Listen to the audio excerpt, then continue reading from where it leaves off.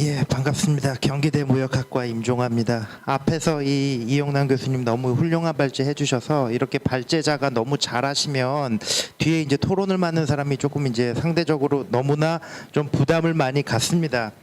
그래서 제가 한 가지 조금 이제 제안을 드리고 싶은 게, 지금 우리 그 이용남 교수님께서 이제 발제하신 내용을 다 이제 만약에 이제 그 종합을 해본다면, 첫 번째가 제가 지금 발제문을 이제 보면서 머리에 갑자기 떠오른 게, 우리나라가 그만큼 시장이 좀 협소하다는 느낌이 드는 것 같습니다.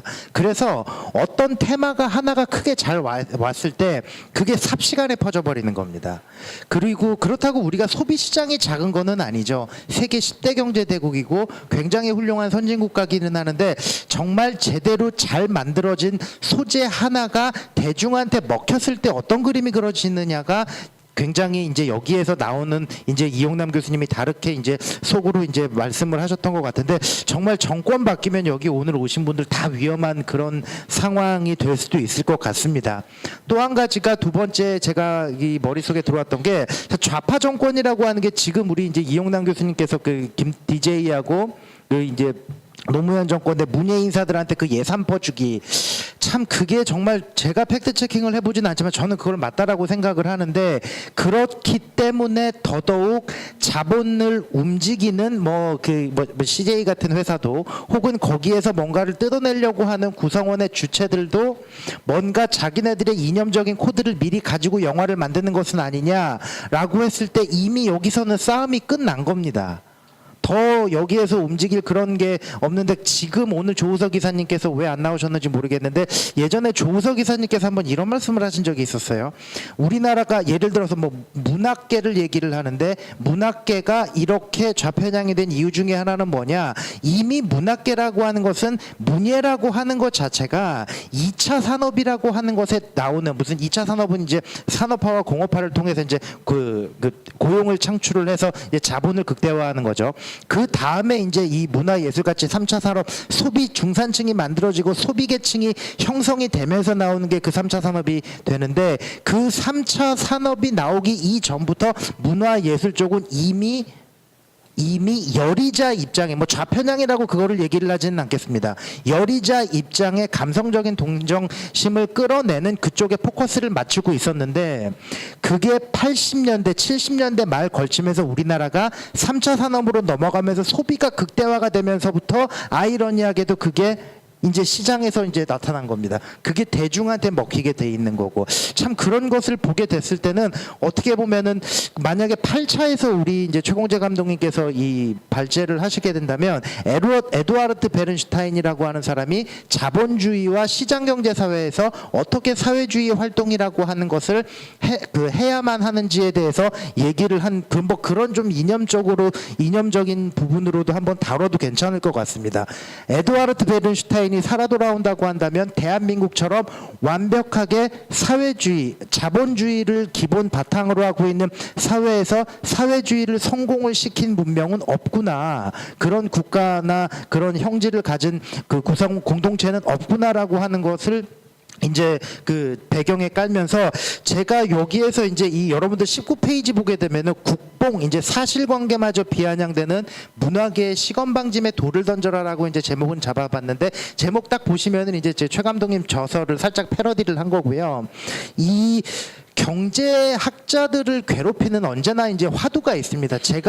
저는 이제 정치경제사를 전공을 한 사람인데, 히스토리언에 가깝습니다, 사실. 그럼에도 불구하고 요 이제 자유경제원 활동을 시작하면서 이 문화예술 쪽에 조금 관심을 갖게 됐는데, 이 시장, 이 집단 구성원들이야말로 가장 본능에 충실하면서 가장 이 어떤 이 자본에 집착을 하는 사람이고, 또한 그 음성적인 카르텔과 거래라고 하는 것은 정말 그 깊이라고 하는 것을 측정할 수 없을 정도로 이 음성 거래가 심한 분야 시장이구나라고 하는 것을 다시 한번 느끼면서, 성공국가 혹은 선진국의 문화산업이 해당 국가에 얼마만큼 경제적인 이득을 주느냐라고 하는 것은, 지금 이제 굉장히 이제 세계적인 경제학자인 폴 케네디도 앞으로 이제 도래할 패권국에서는 문화 산업이 차지하는 비중이 상당히 클 것이다라고 없다라고 얘기를 한 적이 있습니다.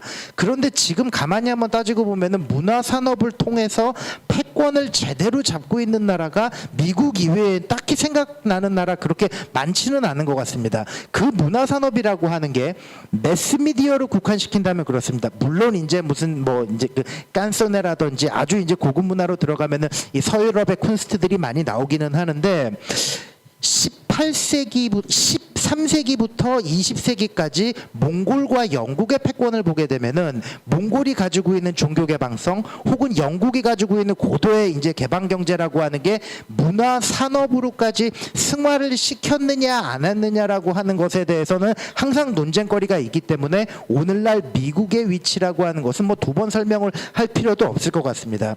그래서 제가 이제 앞에서 이 국뽕이라고 하는 키워드를 놓고 어떻게 이제 이 발제문을 접근을 할까라고 했는데 마침 제가 7월에 이제 부산대학교 신문 이제 부대일보라고 하는 데에서 인터뷰가 잠깐 들어온 게 있었는데 그 네 가지 퀘스천이 워낙에 이제 내용들이 좋아서 거기에 이제 조금 살을 붙여서 이제 그 제가 이제 발제문 그 토론문을 만들었는데 그 제가 최대한 짧게 좀 요약을 해서 이제 발표는 드리겠습니다. 19페이지부터 20페이지부터 이제 따라와 주셨으면 좋겠는데 질문 내용은 이겁니다. 2014년 국제시장 명량부터 올해 인천상륙작전까지 한국사를 담은 영화들이 국뽕 논란에 시달리기도 했습니다. 역사적 사실을 바탕으로 한 콘텐츠 중 몇 작품들이 이러한 논란이 일어났던 이유가 뭐라고 보는지 궁금합니다. 당연히 여러분들 국뽕이라고 하는 말 한번 생각을 해보십시오. 이거는 좌파 문화계에서 자위적 선제 타격한 겁니다. 어떤 경우든지 자기를 둘러싼 국가, 네이션 스테이트 이후에 압솔루트 모너키가 깨진 이후에 네이션 스테이트라고 하는 것을 어떤 방식으로든 감싼다라고 하는 것은 결코 나쁜 게 아닙니다.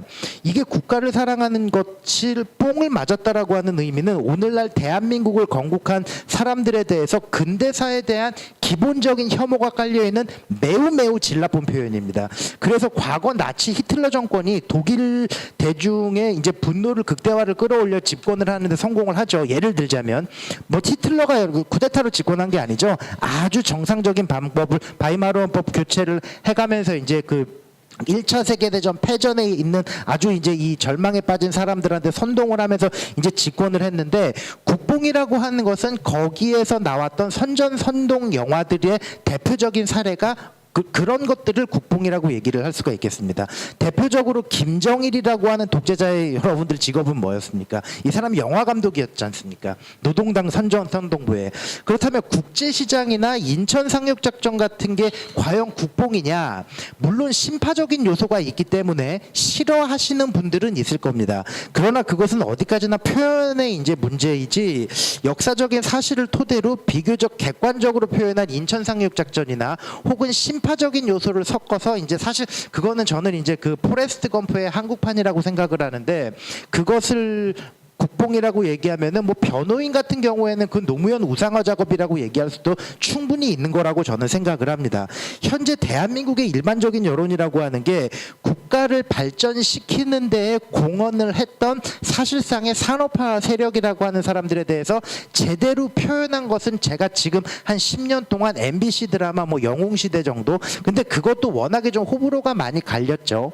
그래서 이 보수 진영이라고 하는 게 이 문화적인 콘스트에서 어떻게 대중들한테 감동을 이끌어내느냐의 방식이라고 하는 것은 정말 좌파 진영한테 배울 수 있다라고 생각을 합니다.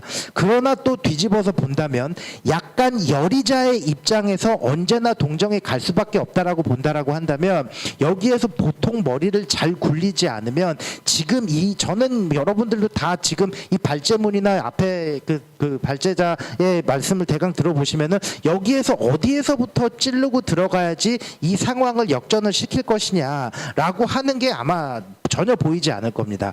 그래서 뒤집어서 생각을 해보면 그럼 헐리우드 시장은 어떨까? 헐리우드 시장은 그만큼 시장이 다양을 하고 그 크기 때문에 어떤 커다란 이슈가 됐을 때 그게 아주 커다란 그 이슈로 그 사회 자체를 덮어버리지는 않는다라고 봅니다. 대표적인 예를 하나 들어보자면 재작년에 개봉했던 여러분들 곤걸이라고 하는 영화 있죠. 곤걸. 나를 찾아줘. 여러분들 그거 뭘로 보셨습니까? 혹시 스릴러 서스펜스를 보셨죠? 아니에요. 여러분들 그거 블랙 코미디입니다. 전형적인 블랙 코미디거든요. 거기에는 다양한 콘서트가 들어가 있어요. 뭐 여성 혐오도 들어가 있을 거고 뭐 여자는 봐주면 안 된다라고 하는 뭐 그런 아주 마초적인 컨텍스트도 들어가 있는데 뒤집어서 보자면 결혼이라고 하는 키워드는 여자 남자 다 손해라는 거예요. 자기가 가지고 있는 모든 권한을 박탈해야 되는 게 많다라는 거거든요. 근데 그것을 미국 같은 지적 수준이 우리보다 저는 높다고는 얘기는 못하겠지만 그 정도 약간 보는 사람들은 거기에서 그 키워드를 다 끄잡아내거든요. 근데 우리나라 같은 경우에는 그 지향을 하는 키워드 자체가 권력자를 향해 있다라고 한다면 굉장한 대박을 칩니다. 이게 그래서 참 우리가 방법을 생각해내야 되는 것 중에 하나기는 한데 그러다 보니까 한 이념을 향한 집착과 이데올로기에만 매몰돼서 자신을 열의자 입장에서만 타인을 보는 데에 굉장히 익숙해져 있습니다. 그래서 유럽 같은 경우에 이 문화산업의 이면에는 디자인 산업이 있고 미국 같은 경우에는 엄청난 자본의 투자와 이 첨단 브레인들이라고 하는 게 이게 단순히 자본의 요소만 가지고 이 사람들이 문화산업을 성공을 하는 것은 아니거든요. 그런 것을 봤을 때 한국문화계 같은 경우에는 상당히 저는 그 어떤 가치를 창출을 하는 것을 떠나서 소재의 다양성이라고 하는 것을 좀 생각해내는 그런 머리는 정말 많이 부족하지 않느냐 보수계층에서 그렇게 생각을 하면서 두 번째 질문이 한국사를 담은 작품들이 대중에게 역사에 관심을 북돋는다는 긍정적인 평도 있고 지나치게 애국주의를 강요한다는 부정적인 이야기도 있지만 이러한 평들을 포함하여 한국사를 담은 작품들이 대중들에게 어떤 영향을 미친다고 보느냐라고 하는 게 이제 제가 두 번째로 받은 질문이었는데 너무나 간단합니다. 특히나 우리 자유진영 같은 데에서는 많이 이제 문제 제기를 했던 예를 들어서 뭐 덕혜옹주 같은 경우 제가 첫 학기 때 작년 8월에 개봉을 해서 첫 학기 때 이제 9월 초에 이제 학생들한테 그것을 물어보니까는 놀랍게도 한 절반 정도 이상이 그거 사실 아니냐고 얘기를 했어요. 제가 설문지 폼이 있었거든요. 그거를 봤을 때 그랬는데 제가 학생들한테 덕혜옹주를 누구냐고 물어보니까는 또 덕혜옹주가 누구냐라고 대답하는 사람들이 대부분 누군지는 잘 모릅니다. 역사라고 하는 것을 갖다가 특히나 그게 히스토리컬 컨텍스트로 우리가 어떤 문화적인 접근을 한다라고 한다면 그게 사실의 진위 여부를 떠나서 얼마만큼 대중의 이모셔널 어프로치를 한 부분을 심금을 건들고 들여왔느냐라고 하는 것에 포커스가 맞춰져 있기 때문에 굉장히 이거는 조금 위험하게 본다라고 봅니다. 근데 이 덕혜옹주뿐만이 아니라 거의 대부분 뭐 2010년도에 포화 속으로나 올해 이제 6월에 개봉한 인천 상륙작전 같은 경우만 봐도 명백한 역사적인 사실이었죠. 이거는 그래도 우리가 학도병의 존재나 켈로 부대나 혹은 임병래 중위 같은 사람들의 존재라고 하는 것은 우리가 몰랐을 거고 또한 그건 역시도 관심 밖의 영역이었을 겁니다. 역사라고 하는 것의 위험성이라고 하는 것은 자기가 보고 싶은 것만 보고 혹은 예전에도 이제 우리 신중석 교수님께서 지적을 하셨지만 그 역사라고 하는 것은 자기가 주장을 하고 싶은 이론을 정당화시킬 때 역사처럼 만만한 주제가 없기 때문에 여기에서는 가장 중요한 사실관계를 떠나서 사실관계라고 하는 것에 최대한 그것을 맞추는 게 가장 좋은 방법이 아니냐 혹은 그게 옳고 그름에서 당연히 옳은 부분이 아니냐라고 생각을 하고 애국주의가 도대체 여기에서 얘기를 했던 포화 속으로나 혹은 인천상륙작전 명량 같은 게 여기에서 애국주의를 강조를 했다라고 하는 것은 저는 동의할 수가 없습니다. 애국주의가 아니라 있었던 히스토리컬 컨텍스트라고 하는 것을 이 사람들 스스로 그냥 있는 그대로를 걷다가 표현을 했는데 이게 국뽕이 돼버린 거예요. 그렇기 때문에 이 사람들은 이미 앞에서 이제 발제자께서도 이제 3세대 1, 2, 3, 4세대 전쟁을 했는데 자위적 선제 타격으로서 국뽕이라고 하는 키워드를 놓고 4세대 전쟁을 하는 겁니다. 비대 진영제 아주 지저분한 방법이에요. 이거는 상대방 여론 이제 깎고 들어가는 거. 그리고 이제 세 번째 질문이 22페이지입니다. 한국사를 담은 영화들을 관람한 후 국뽕이라는 단어로 영화가 평해지는 것을 어떻게 바라보는지 궁금합니다. 일본이랑 좀 비슷하다고는 하지만 하지만 여기에서는 정당하다고 보는지 부정하다고 보는지 또한 이러한 영화들을 어떻게 바라보는 게 바람직하다는 생각을 듣고 싶다라고 이제 여기에서는 질문이 나왔는데 물론 당연히 이거는 부정적으로 평가를 해야죠. 사실관계를 떠나서 전혀 다른 역사적인 창작물이라고 하는 것을 통해서 거기에 도덕적인 자기네들의 그 평가를 선문답을 하고 들어오는 거거든요. 그것은 제가 동의를 할 수가 없습니다. 그래서 작년에 개봉한 예를 들어서 암살이나 올해 개봉한 밀정 같은 영화들만 여러분들 한번 보십시오. 암살 경우에는 어떻습니까? 마지막에 판사봉을 빵 신경질적으로 멋지게 던지고 나가죠. 그러면서 이제 그거가 대중들한테 주는 의미는 저런 더러운 인간이 무죄를 받았다라고 하는 거예요. 그러나 여기에서 가만히 보게 되면은 한국 전쟁이라고 하는 것, 해방 이후 건국 이후의 대한민국의 역사는 엄청난 국력 팽창의 역사죠. 여기에서는 더러운 역사다 혹은 그 어떤 대접을 받지 않아야 되는 계층이 그 사회의 메인스트림으로 올라갔다, 그런 경우는 정말 몇 사례가 안 될 정도로 대한민국이라고 하는 것은 아주 토지개혁 이후에 가치 중립적으로 성장을 했던 나라들입니다. 120년 전에 10대 패권 국가와 2016년이죠. 19세기 말의 패권국, 10대 패권 국가와 지금의 10대 패권 국가를 한번 비교를 해보십시오. 여기에 대한민국이 들어갑니다. 여기에 대한민국이 들어가요. 그럼 110년 전에는 대한민국 빼고 110년 전에 패권 국가가 지금도 똑같이 패권 국가로 들어온다는 거예요. 국력 팽창의 역사가 아니라고 볼 수가 없겠죠. 그렇고 또 한 가지가 이제 제가 이거는 사실 중국 영화에서도 많이 배우는, 제가 이제 보이는 것 중에 하나인데, 자, 암살, 밀정 같은 경우가 배경이 된 일제 강점기를 한번 보십시오. 일제 강점기라고 하는 시대가 어떤 시대입니까? 이때가 일본이 러시아, 중국, 미국, 영국, 프랑스 전 세계 패권 5대 패권국이랑 3프론트에서 전쟁을 했던 애들이에요. 그 엄청난 국력을 가지고 있었던 사람들인데 이렇게 멋있는 독립운동가가 제대로 실질적인 타격도 주지 못했다? 그러면 일본은 얼마나 강한 나라겠습니까? 그래서 제가 걱정이 되는 게 작년도 그렇고 재작년도 그렇고 왜 일본 우익들이 막 뭐 혐한 여론 여러분들 많이 나오지 않습니까?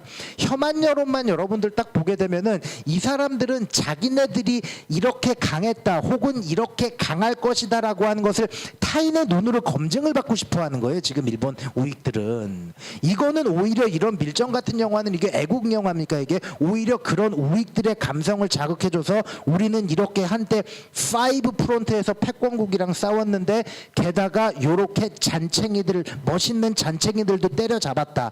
자기네들이 가장 싫어하는 반일봉 제대로 맞은 한국이라고 하는 나라한테 일본이 그만큼 강대국이다라고 하는 것을 검증을 받는 꼴이기 때문에 그렇습니다. 그렇기 때문에 지금 이걸 보면은 우리나라가 이제 지금 뭐 사드 문제나 그런 것 때문에 주변에 워낙에 이제 패권국들이 이제 외교적인 압력에 의해서 약간 조금 떨어져 보이기는 하지만 약간 좀 이렇게 스스로를 폄하하는 부분이 있기는 하지만 일본이라고 하는 나라와 대한민국이라고 하는 나라, 지금 대한민국의 경제력이 일본의 3분의 1 보다 조금 이제 3분의 1이죠. 그리고 군사력에서는 오히려 근소하게 앞섭니다. 많은 사람들이 그런 얘기를 해요.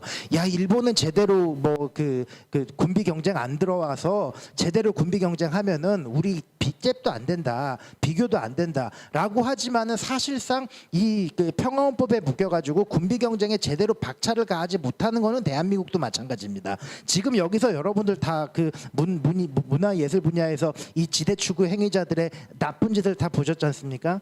이것들을 갖다가 차라리 방위비에 투자를 한다면 훨씬 더 이 일본과 갭이라고 하는 것은 더 줄어들게 됩니다. 근데 대한민국 하나의 힘이 이런데 북한까지 흡수를 한 대한민국은 어떻겠습니까? 저는 일본 정도는 그냥 가볍게 제압을 한다라고 보고 그렇게 좀 긍정적으로 생각할 수 있을 만한 물리적인 힘이 충분히 되는 거죠.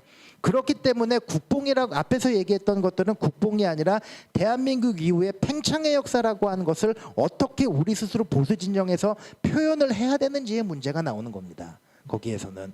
그리고 이제 일본만이 아니라 우리가 막연하게나마 대한민국보다 상위의 개념으로 우리 스스로 뒀던 국가들을 넘어선 우리의 모습을 생각을 해볼 필요도 있지 않겠느냐라고 생각을 하고, 이 마지막 질문이 이제 한국사를 배경으로 한 작품들을 제작을 할 시엔 어떤 점을 유념해야 한다고 보는지 알고 싶다라고 하는 게 네 번째 질문이었는데, 앞에서 이게 이 발제자분 결론 부분에서 박유하 교수님 이 3년 그 징역 받은 거, 제가 그걸 읽고 깜짝 놀라서 금방 인터넷 찾아보니까 4일 전 신문에 3년 평 받았구나.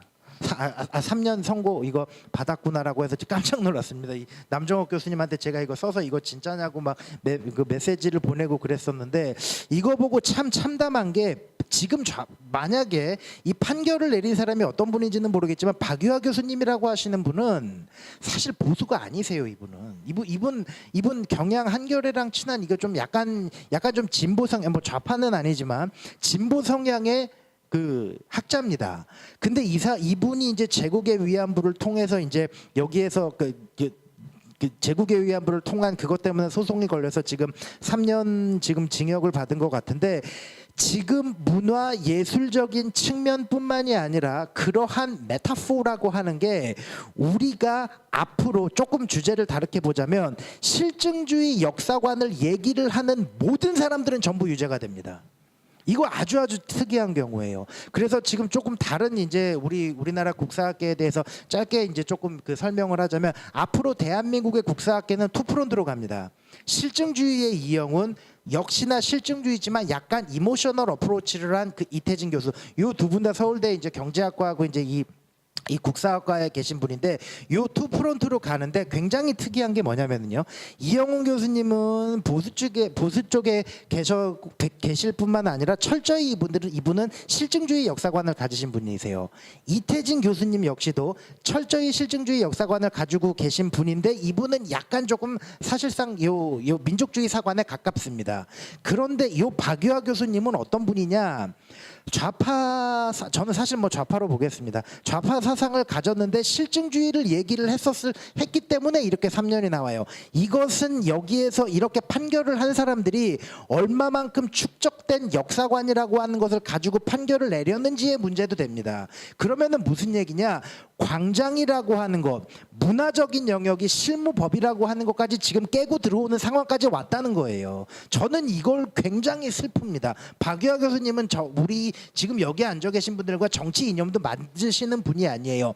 단지 뭐가 됐느냐, 그 당시에 위안부를 가지고 있는 사람 중에 어떻게 적의 강제성원이 동원이 됐느냐, 자발적인 사람도 있었을 거고 여러 가지 통계적인 수량에 맞춰서 이론을 핀 겁니다. 여기에서는 자기의 오운 코멘스나 주석이 전혀 들어가 있지 않아요. 그런데 이런 사람한테 3년을 때렸다라고 한다면은, 앞에서 나온 지금 여기 이용남 교수님이 소개하셨던 이 영화들을 우리가 1000만 이상씩 안 봐주면 나중에 그 책임을 우리한테 다 떠넘길 것 같아요. 어떤 방법으로든지 간에. 무슨 얘기냐, 감성폭력이 들어오는 상황이었다라는 거예요. 그렇기 때문에 이게 역사라고 하는 것을 갖다가 10칸짜리 만화나 SNS에서 배우는 게 아닙니다. 지금 우리나라 같은 경우에는 어떻게 대중한테 재빨리 가장 알아듣기 쉽게 짧게 해서 던지느냐, 그게 머리에 있는 자기의 감성 체내에 흡수가 되느냐에 지금 맞춰 있는 거기 때문에, 이 부분 같은 경우에는 지금까지 그렇습니다. 뭐 좌파 영화 감독이 됐든 좌파 어떤 사람이 됐든지 간에 대중의 심금을 어떻게 울리고서 성공을 하는지는 너무나 잘 알고 있어요.